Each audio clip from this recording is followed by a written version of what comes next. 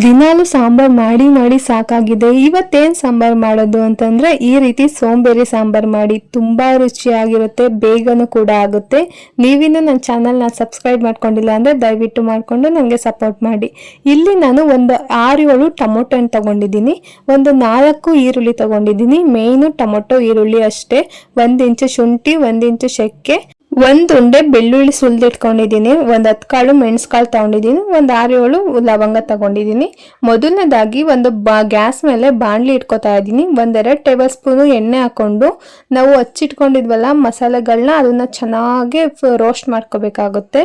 ಇದನ್ನ ಫ್ರೈ ಮಾಡ್ಕೊಂಡ್ರೆ ಮುಗ್ದೋಯ್ತು, ಸಾಂಬಾರ್ ರೆಡಿ ಆದಂಗೆ ಅಂತಾನೆ ಅನ್ಕೊಳ್ಳಿ. ಈ ಸಾಂಬಾರ್ ರೆಸಿಪಿ ತುಂಬಾ ಈಸಿ ಅಂತಾನೆ ಹೇಳ್ಬೋದು. ಕಮ್ಮಿ ಇಂಗ್ರೀಡಿಯೆಂಟ್ಸ್ ನ ಬಳಸ್ಕೊಂಡು ಮಾಡೋದು ಇದನ್ನ. ಅದು ಪ್ರೋಸೆಸ್ ತುಂಬಾ ಕಮ್ಮಿ. ಇದನ್ನ ರುಬ್ಕೋಬಿಟ್ಟು ಒಂದು ಪಾತ್ರೆಗೆ ಹಾಕಿ ಒಗ್ಗರಣೆ ಹಾಕಿ ಬಿಟ್ಬಿಟ್ರೆ ಸಾಂಬಾರೇ ಆಗೋಗುತ್ತೆ. ಚಟ್ನಿಗಿಂತ ಸುಲಭ ಆಗುತ್ತೆ ಅಂತಾನೆ ಹೇಳ್ಬೋದು. ನೋಡಿ, ಈ ರೀತಿ ಬ್ರೌನ್ ಕಲರ್ ಬರಬೇಕು, ಅಲ್ಲಿವರೆಗೂ ಚೆನ್ನಾಗಿ ಫ್ರೈ ಮಾಡ್ಕೋಬೇಕಾಗುತ್ತೆ. ಇವಾಗ 1 ಟೇಬಲ್ ಸ್ಪೂನು ಅರಿಶಿನ ಹಾಕೊಂಡಿದ್ದೀನಿ. ಅರಿಶಿನ ಹಾಕೊಂಡು ಚೆನ್ನಾಗಿ ಒಂದ್ಸಲ ಫ್ರೈ ಮಾಡ್ಕೊಂಡು ಮಿಕ್ಸ್ ಮಾಡ್ಕೊಳ್ಳಿ.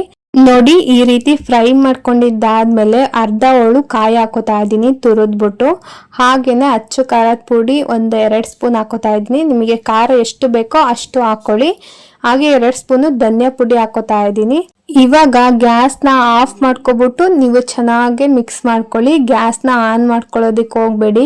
ನೀವೇನಾದ್ರೂ ಆನ್ ಮಾಡ್ಕೊಂಡು ಮಿಕ್ಸ್ ಮಾಡ್ಕೊಂಡ್ರೆ ಖಾರದ ಪುಡಿ ಘಾಟ್ ಬರುತ್ತೆ. ಇವಾಗ ಇದು ಬಿಸಿ ಆರಿದ್ದಾದ್ಮೇಲೆ ಚೆನ್ನಾಗಿ ನುಣ್ಣಗೆ ಪೇಸ್ಟ್ ಮಾಡ್ಕೊಳ್ಳಿ. ಪೇಸ್ಟ್ ಮಾಡ್ಕೊಂಡಿದ್ದಾದ್ಮೇಲೆ ನೋಡಿ ಈ ರೀತಿ ಕಾಣುತ್ತೆ. ಈ ರೀತಿ ಮಾಡ್ಕೊಬಿಟ್ರೆ ನಿಮ್ದು ಮುಕ್ಕಾಲ್ ಭಾಗ ಕೆಲಸ ಮುಗ್ದಂಗೆ. ಇವಾಗ ಗ್ಯಾಸ್ ಮೇಲೆ ಬಾಣಲಿ ಇಟ್ಕೊಂಡಿದ್ದೀನಿ. 1-2 ಟೇಬಲ್ ಸ್ಪೂನು ಎಣ್ಣೆ ಹಾಕೊಂಡಿದ್ದೀನಿ. ಸ್ವಲ್ಪ ಜೀರಿಗೆ, ಸ್ವಲ್ಪ ಸಾಸಿವೆ ಹಾಕೊಂಡಿದ್ದೀನಿ, ಒಗ್ಗರಣೆಗೋಸ್ಕರ ಅಷ್ಟೇ.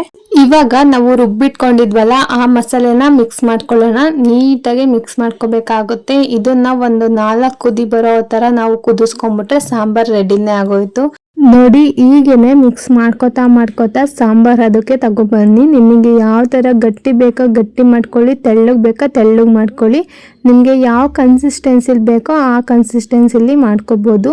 ಇದೇ ತರ ಮಿಕ್ಸ್ ಮಾಡ್ಕೊತ ಸ್ವಲ್ಪ ನೀರು ಹಾಕೋತಾ ಬನ್ನಿ. ನಿಮಗೆ ಎಷ್ಟು ಬೇಕೋ ಅಷ್ಟು ನೀರು ಹಾಕ್ಕೊಳ್ಳಿ. ತುಂಬಾ ರುಚಿಯಾಗಿ ಬರುತ್ತೆ, ಸಕ್ಕತ್ತಾಗುತ್ತೆ ಮಾತ್ರ. ಈ ಸಾಂಬಾರ್ ಮಾಡೋದಕ್ಕೆ ಒಂದು 10 ನಿಮಿಷ ಆದ್ರೆ ಸಾಕು, ಆರಾಮಾಗಿ ಮಾಡ್ಕೋಬೋದು. ತುಂಬಾ ಕಮ್ಮಿ ಇಂಗ್ರೀಡಿಯೆಂಟ್ಸ್ ಹಾಕೊಂಡು ಮಾಡ್ಕೋಬೋದು.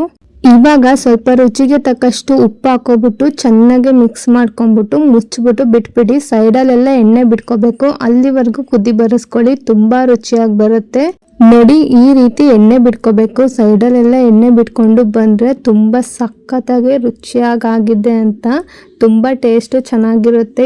ಈ ಟೈಮಲ್ಲಿ ಈ ರೀತಿ ಬಂದರೆ ನೀವೇನಾದರೂ ಹಂಗೆ ಒಂದು ಸ್ವಲ್ಪ ಕುದಿಸ್ಬಿಟ್ರೆ ಹಂಗೆ ಬಿಟ್ಟರೆ ಸ್ವಲ್ಪ ಹಸಲು ಕಾಣುತ್ತೆ ಅಷ್ಟೇ. ತುಂಬ ಚೆನ್ನಾಗಿ ಬಂದಿರುತ್ತೆ. ನೋಡಿ, ಈ ಥರ ಕುದಿದ್ರೆ ಸಾಕು, ಸಾಂಬಾರ್ ರೆಡಿ ಆಯಿತು ಅಂತ. ಈ ರೀತಿ ಸೋಂಬೇರಿ ಸಾಂಬಾರನ್ನ ನೀವು ನಿಮ್ಮ ಮನೇಲಿ ಒಂದ್ಸಲ ಟ್ರೈ ಮಾಡಿ ನೋಡಿ, ಸಖತ್ತಾಗಿ ಬರುತ್ತೆ. ಈ ರೆಸಿಪಿ ಇಷ್ಟ ಆಯ್ತು ಅಂದರೆ ಲೈಕ್ ಮಾಡಿ, ಶೇರ್ ಮಾಡಿ, ನನ್ನ ಚಾನಲ್ನ ಸಬ್ಸ್ಕ್ರೈಬ್ ಮಾಡ್ಕೊಳ್ಳೋದಂತೂ ಮರಿಬೇಡಿ. ಇದೇ ಥರ ಈಸಿ ರೆಸಿಪೀಸ್ ನಿಮಗೆ ಬೇಕು ಅಂತಂದರೆ ನನ್ನ ಚಾನಲ್ನ ಫಾಲೋ ಮಾಡ್ತಾ ಇರಿ. Thank you.